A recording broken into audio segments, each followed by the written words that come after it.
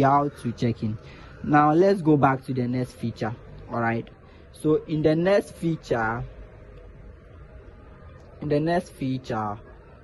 we would be talking more about the real-time communication. Okay, so it's a full stack project, and then we are extending Django's capabilities to handle asynchronous communication. Okay, so we've integrated WebSocket, WebRTC. So we have integrated WebSocket, WebRTC. So WebRTC, what is WebRTC? So it's basically a technology that will allow you to capture your videos and then your camera, okay, and then audios within your browser, from your browser. Okay, so it's basically a peer-to-peer connection.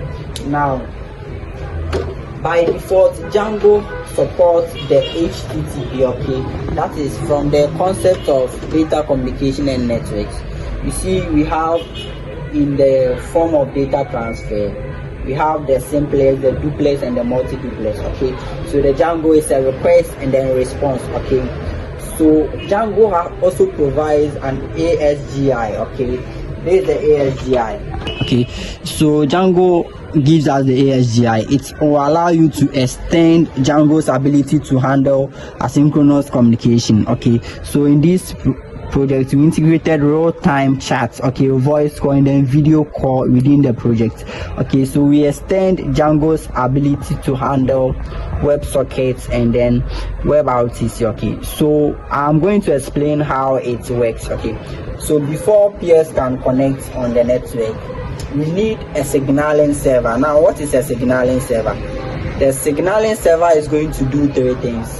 The signaling server is going to perform an offer, okay, an answer, and then an IC candidate. So basically, before two peers come on a network, you would have to exchange an information. We have what we call the SDP, a session description protocol. Okay, so an information about a peer that an other peer needs to know before they can establish a peer-to-peer connection. Now, when the peer-to-peer connection gets established, we don't need our Django server again. Okay, the WebRTC will handle everything.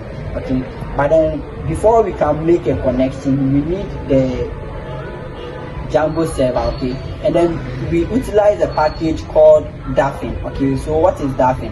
Daphne is saying it extends Django's ability, okay, to handle that asynchronous communication. So when I run the server, you see rather, okay, so ASGI Daphne version 4.2, so it's run with Daphne. Now, what does this have with the hotel? What does this real-time communication comes in with our hotel? What it does is basically when a customer wants to have a live chat with a hotel, okay, you want to have a real-time communication with the hotel staff.